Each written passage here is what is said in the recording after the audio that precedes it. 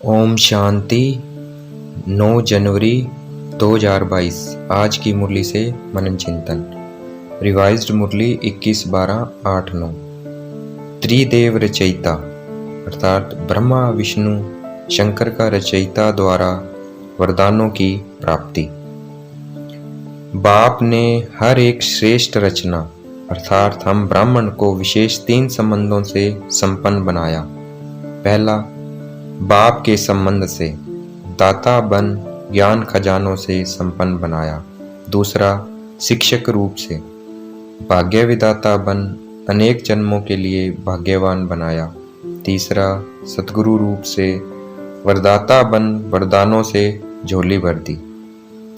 ब्राह्मण जीवन में मेहनत की आवश्यकता नहीं है, क्योंकि तीनों संबंधों से इतने संपन्न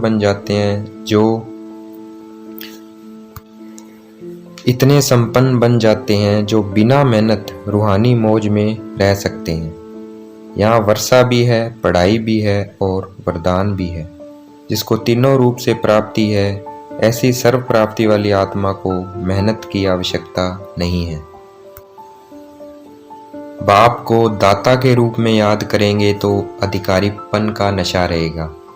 अगर बाप को टीचर के रूप में याद करेंगे तो गॉडली स्टूडेंट अर्थात भगवान के स्टूडेंट है नशा रहेगा। अगर बाप को सदगुरु के रूप में याद करेंगे तो हर कदम में ऐसा फील करेंगे बाप हमें वरदानों से चला रहा है। हर कर्म में श्रेष्ठ मत है, वरदाता का वरदान है। जो हर कदम श्रेष्ठ मत से चलते हैं उसको हर कदम में कर्म की सफलता का वरदान सहज स्वत और अवश्य प्राप्त होता है। सतगुरु की मत श्रेष्ठ गति को प्राप्त कराती है, गति सतगति को प्राप्त कराती है। हम ब्राह्मण आत्माओं को श्रेष्ठ मत से और विशेष गति प्राप्त होती है। वह है इस समय भी श्रेष्ठ मत के श्रेष्ठ कर्म का प्रत्यक्ष फल अर्थात सफलता है, प्रत्यक्ष फल सफलता है। और यह श्रेष्ठ गति सिर्फ संगम युग पर ही हम ब्राह्मण आत्माओं को प्राप्त है। इसलिए कहते हैं जैसी मत वैसी गत। दुनिया वाले समझते हैं मरने के बाद गति मिलेगी, इसलिए वो अंतमति सो गति कहते हैं। लेकिन हम ब्राह्मण आत्माओं को अंतिम मर्जीवा जन्म में हर कर्म की सफलता का फल अर्थात गति प्राप्त होने का वरदान मिला हुआ है। हमारा वर्तमान और भविष्य सदा गति सदगति है। हम भविष्य के इंतजार में नहीं रहते। संगम युग की प्राप्ति का यही महत्व है। अभी अभी कर्म करो और अभी अभी प्राप्ति का अधिकार लो। इसे कहते हैं एक हाथ से देना दूसरे हाथ से लेना। यह दिलासे का सौदा नहीं है, भविष्य में मिल जाएगा नहीं, यह सौदा नहीं है। तुरंत दान महापुण्य ऐसी प्राप्ति का सौदा है। इसको कहते हैं झटपट का सौदा। भक्ति में है इंतजार का सौदा। ब्राह्मण जीवन में मेहनत करने के 2 कारण हैं। ब्राह्मण जीवन में मेहनत करने के 2 कारण हैं। पहला है माया के विघ्नों से फेल होना। दूसरा है संबंध संपर्क में छोटी सी बात में व्यर्थ फील करना। ऐसा करने से कमजोरी आ जाती है। इसलिए ना फेल होना है ना फील करना है। बाप दादा की श्रेष्ठ मत है हमें ये फीलिंग रखनी है, मैं सर्वश्रेष्ठ अर्थात कोटों में कोई आत्मा हूँ। मैं देव आत्मा हूँ, मैं महान आत्मा हूँ, मैं ब्राह्मण आत्मा हूँ, मैं विशेष पाठधारी आत्मा हूँ। अगर हम इस फीलिंग में रहेंगे तो हमें व्यर्थ फीलिंग नहीं आएगी, क्योंकि जहाँ शुद्ध फीलिंग है वहाँ शुद्ध फीलिंग नहीं रह सकती।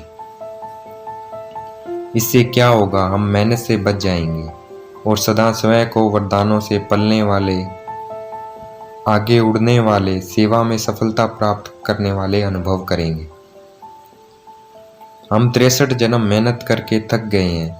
अब एक जन्म हमें मौज करनी है। मेहनत और मौज का अनुभव हम अभी कर सकते हैं। भविष्य में सतयुग में हम ये सब बातें भूल जाएंगे। मजा तो अभी है, दूसरे मेहनत कर रहे हैं और हम मौज में हैं। भक्त में सदा मंगता के संस्कार होंगे, वह रॉयल भिखारी होंगे और हम ब्राह्मण आत्माओं में अधिकारीपन के संस्कार होंगे। हम ब्राह्मण पूजा लायक बनते हैं और भक्त सिर्फ गायन लायक बनते हैं। मीरा का कभी मंदिर नहीं होगा। देवताओं की तरह मीरा की पूजा नहीं होती है, सिर्फ गायन है। हम पूजनीय आत्माएं हैं, ये नशा सदा स्मृति में रखना है। पूज्य आत्मा कभी अपवित्र संकल्प को टच नहीं कर सकती, ऐसा पूज्य बनना है। आज की मुरली का वरदान। चलन और चेहरे द्वारा पुरुषोत्तम स्थिति का साक्षात्कार कराने वाले ब्रह्मा बाप समान भव। आज की मुरली का स्लोगन। जो एकरस स्थिति के श्रेष्ठ आसन पर स्थित रहता है वही सच्चा तपस्वी है। अच्छा, ओम शांति। शुक्रिया मीठे बाबा, शुक्रिया।